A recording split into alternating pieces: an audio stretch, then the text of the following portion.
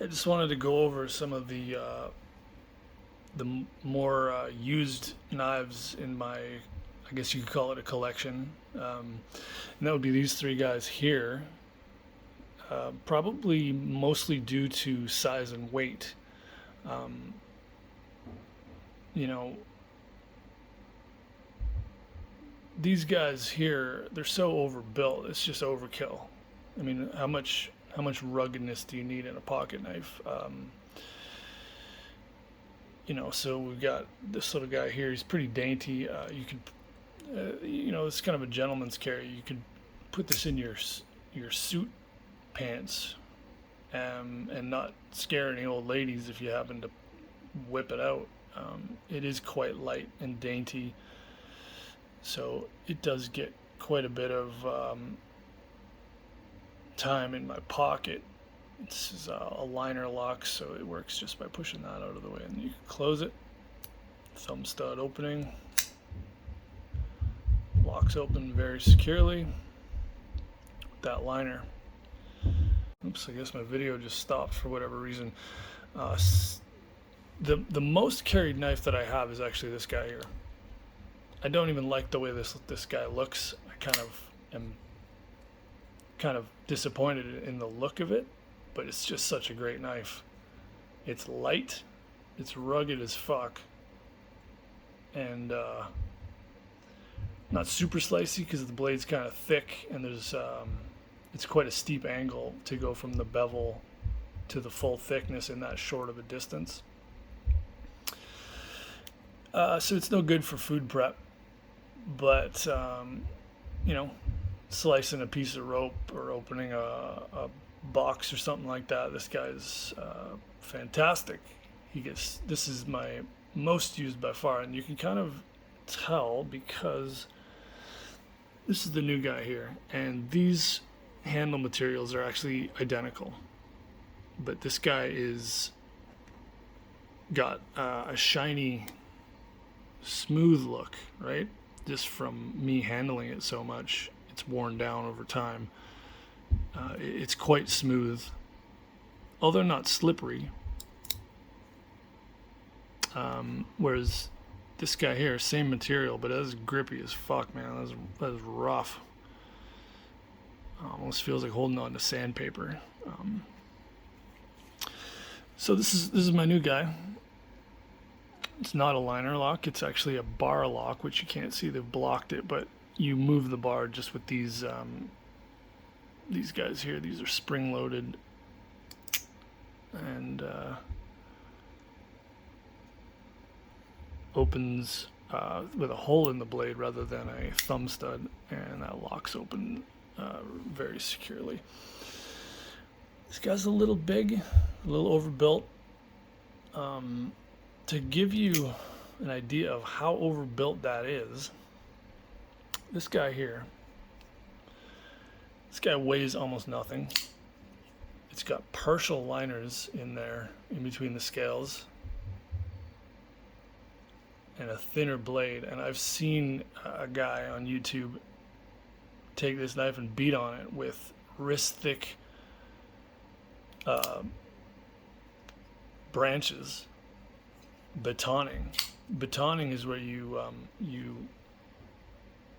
bash your knife on the back of the blade with another stick through a piece of wood at different angles, almost like an axe. And he got this thing stuck right up to the top of the blade, and was like 2 foot pulling on getting it out, stuff like that. He couldn't do anything to hurt the knife. So you could say this is appropriately built, while something like this is vastly overbuilt. I don't know what you would have to do to break it, but no regular use would. And this guy's even worse. That is an absolute tank of a knife. If I can get it to focus. Try breaking that. I don't know how you would. But I can't carry this every day. I have carried it, but you tend to scare old ladies when you whip this guy out.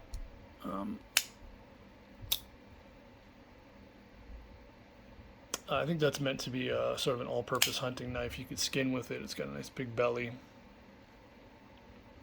But it's overbuilt, and so it's heavy and large, and so I don't typically put it in my pocket very much. Same with this guy. This is kind of a budget version of this guy here. Cheaper handle material. This is just some sort of mold injected plastic or nylon or something. D2 steel, which is not bad by any stretch, but it's not quite as premium as the S30V, which is on this one and this one, this one, and this one. So we've got D2 here, we've got RPM 9 on this little guy here, and this is D2.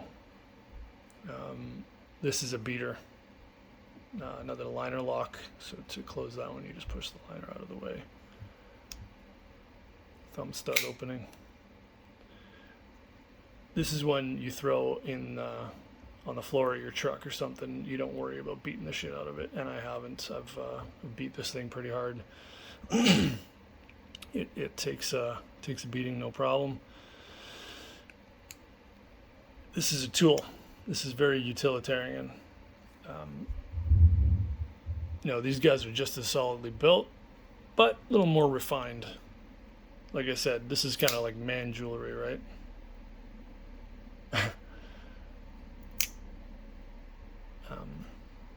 Anyway, this guy's gonna see some carry time for sure. He weighs about 2 of these guys though. That's the only problem. This is really, for a pocket knife, I don't know that you can even beat this thing. I don't like the way it looks, but it's just fantastic. And then a very close second would be this guy. Just the camera keeps quitting on me. Yeah, you put this guy in your pocket, you forget it's there. Just a absolutely fantastic design. Before this guy, I used to carry this one, which is the exact same knife, just in blue. They're identical otherwise. Great little knife, absolutely.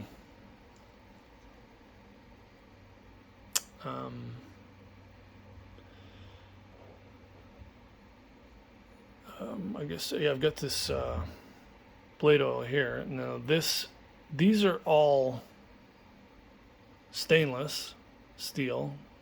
This is a semi-stainless. This D2 doesn't quite have enough chromium in it to be qualified as a stainless, but it's resistant. The blade oil is more for these high carbon blades, like this guy's big fucker here. This is called 1095 high carbon. It's this guy will rust. You can see I've got blade oil all over it. He will rust if there's a moisture on it. So that's why they've coated it, but you can see I've beat on it enough that the coating is coming off. So I've oiled it up. But speaking of overbuilt tanks, this fucking guy, they call that the Rat 7-inch blade. Randall Adventure and Training is the designer of that for Ontario Knife Company, who are out of California. That's a tool as well.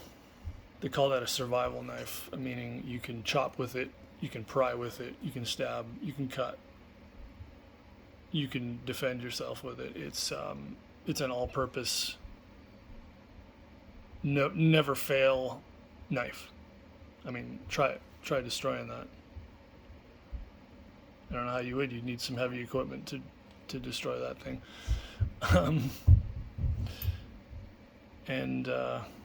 This little guy here, it's another Benchmade. The action on that is like second to none. I've never seen action like that in my life. So smooth, just falls, but it locks open nice and secure. Also, I can't stand the color. I have carried this thing. Obviously, it's a little worn out as well, but I hate the fucking color of this thing, so it never gets carried anymore. I'd probably just give that away if somebody wanted it. You know, that's it's a $150 knife though, if I remember correctly, and absolutely nothing wrong with that. I just don't like the color.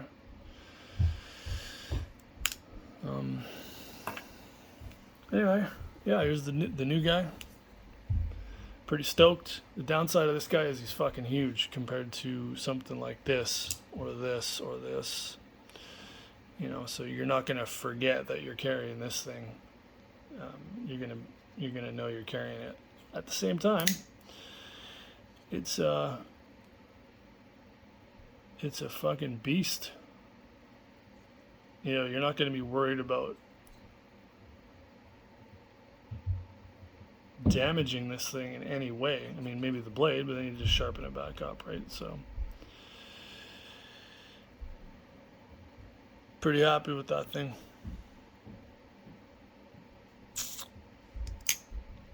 Let me know what you guys think. If one of you guys wants this light blue thing, let me know. I'll fucking mail it to you. I never carry it anymore, and even though it looks a little beat up, it's there's no blade play there. That's solid as a rock. I don't beat on my knives. They just see a lot of superficial sort of wear on them just from being in my pocket or in my tool bag. I also throw them all in a box together, so they kind of rattle around and bang against each other and look a little more worn than they otherwise would. Structurally, that thing's still probably almost like new. If you guys, and if you both want it, maybe I'll just give this one away as well. I don't know what's the rules in China there, Nate, for blades. Let's see if we can measure this thing. If I've got.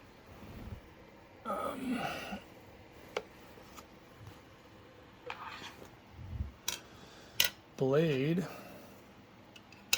length. How are we gonna do this? Blade length on this guy is pretty much 3 inches. The cutting edge is slightly less just because of that little choil there you can see. And this guy here, 3 1/4. A lot of places are 3 1/2 is the limit. Some places 3 inches is the max you can do. So anyway, if you guys are interested, let me know.